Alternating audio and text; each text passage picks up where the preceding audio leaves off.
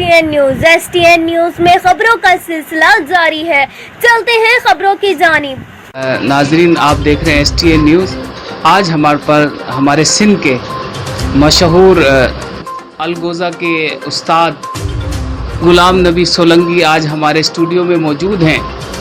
हम इनसे पूछेंगे कि ये इन्होंने पूरी ज़िंदगी अलगोज़े को दी और किस तरह आज ये बहुत परेशान होकर ये यहाँ आए हैं।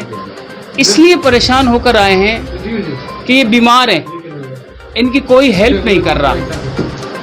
तो आज इनसे मालूमात लेते हैं कि ये कब से ये काम कर रहे हैं। अस्सलाम वालेकुम चाचा साईं, तव्हां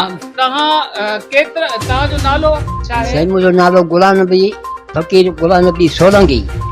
वेठल मां ठट गोराए जा म्याणी लॻे मां अॻिपो जो वॼायो नंढे लाको जंहिंमें मुंहिंजो बकरियूं माल चारियो उन मां सिखियो। महिनत कई, वॾा वॼाईंदा हुआ अॻिपो जो मिस्री जमादी खमीसो खान असां ॿुधंदा हुआसीं।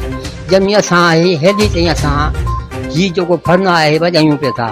जंहिंमें हिन जो क़दुरु असांजो कंहिं न कयो आहे। जंहिंमें असांखे कुझु न मिलियो आहे। मां बचड़ा पिनी पेट जो था चाहियां। मुंहिंजी अपील आहे त मुंहिंजी ग़रीब जी गुरबत ॾिसी जंहिंमें मुंहिंजो गुज़र सफ़र ॾुखियो थो थिए। मां पिनी बचड़ा थो था चाहियां।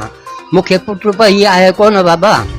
मां हे गुज़र सफ़र कयां थो। होॾे मां नौशहरो ठारशाह निशानी हेॾे जेके आहिनि सो मां पिनाट थो दुकान करे मां वठां थो। जंहिंमें मुंहिंजो गुज़र सफ़र बचड़ा मूंखे जेको आहे सो मूंखे मानी बि जेका आहे सो अलाह जे नाले ते को ॾिए थो त को नथो ॾिए बाबा।